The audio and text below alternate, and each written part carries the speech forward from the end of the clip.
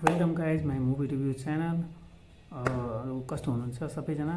I hope सबैजना fine हुनु होला, न्यु इयर राम्ररी गएको होला। सो आज म स्टार्ट गर्दैछु एउटा न्यू र साइन्टिफिक मुभी भनेको जसको नाम हो लभ इन्स्योरेन्स कम्पनी। यो मुभी भनेको तपाईँको तेलुगु तमिल मुभी हो या र यो मुभीको सबभन्दा बेस्ट तपाईँको कुरा यसमा यो छ कि यो मुभी भनेको एउटा हाम्रो फ्युचर 2040 को रिलेटेड आधारित बनाएको मुभी हो क्या।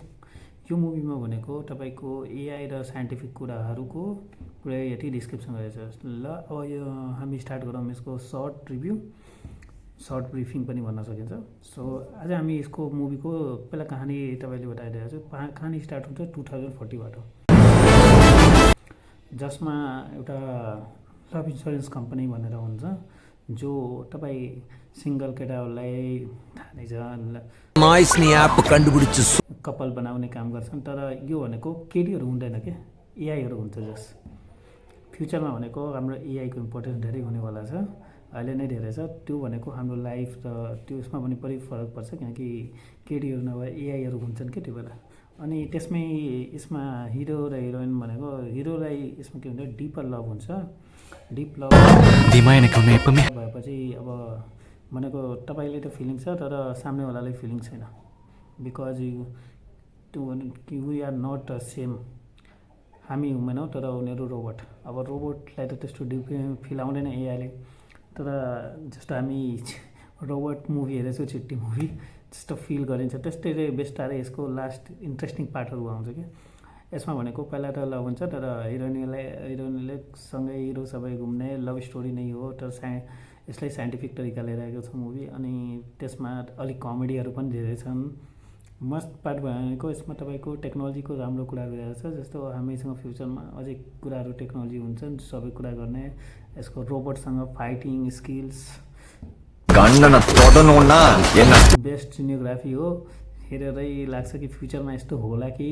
तर 2040मा यो पोसिबल भयो त कस्तो रमाइलो होला भनेर कन्ट्रीहरू आजभन्दा 14 वर्षपछि।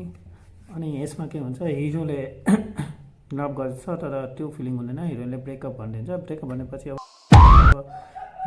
स्कोर पुग्यो, स्कोर हिसाबले हुन्छ। अब त्यो ब्रेकअप भनेपछि फेरि अदर्स हुन्छ, तर हिरोलाई त्यही कुराको लागि अब फाइट स्टार्ट हुन्छ। र त्यसैको लागि अब इम्प्रेस गर्नको लागि तर इम्पोसिबल हो कि वुमेनको भित्र त हामी फिलिङ जगाउन सक्छौँ जे गरे पनि, तर एक त रोबोट यता एआईमा कसरी जगाउने। तर इन्ट्रेस्टिङ पार्ट यसमा बिस्तारै हुन्छ। अनि त्यो एआईले पनि हिरोसँग लभ हुन थाल्छ, एआई केटी हिरोलाई। यो भनेको एकदमै इन्ट्रेस्टिङ। अनि फाइट भनेको एउटा राम्रो स्केल र पुरै साइन्टिफिक तरिकाले लडेको हेरेको हो। मुभी भनेको एकदमै इन्ट्रेस्टिङ मुभी हो। र यसको जुन सिनियोग्राफी र टेक्नोलोजी छ एकदम बेस्ट राम्रो हेरेको छ। भिएफएक्स कुरा गरेर भने एकदम आउने टाइमको पुरै यसका हेरेको छ। त्यो मोडर्न फ्युचर भनेर एक्सपेक्ट जुन गरिएको छ, आजभन्दा 14 साल 20 साल पछि जुन फ्युचर हुन्छ त्यो आज जस्तो हुँदैन। हामीले जस्तो सोचे त्यस्तो हुँदैन। एआईले यस्तो डेभलपमेन्ट गरिरहेको छ। सो फ्युचर भनेको आउने टाइममा 15-20 सालमा धेरै कुराहरू चेन्ज हुन्छ। त्यही रिलेटेड मुभीले सो गरे हो। अनि यो कुराहरू हामीले पनि बुझ्नु पर्यो, किनभने we are the movie fan reviewers. तर मुभीले पनि आउने फ्युचरहरू र सम्भावनाहरूले प्रिडिक्ट गरेको हुन्छ धेरै कुराहरू। सो यो मुभीको लागि आई होप तपाईँहरूले हेर्नुहुन्छ। अब नेपालमा इफ रिलिज नभए पनि ओटिटी प्लेटफर्ममा एभाइलेबल हुन्छ पछि। सो यो मुभी हेर्नु, धेरै एजुकेसनल मुभी हो। धेरै कुरा सिक्न पनि पाउनुहुन्छ आउने फ्युचर कुराहरू। So I hope, thank you for watching my video.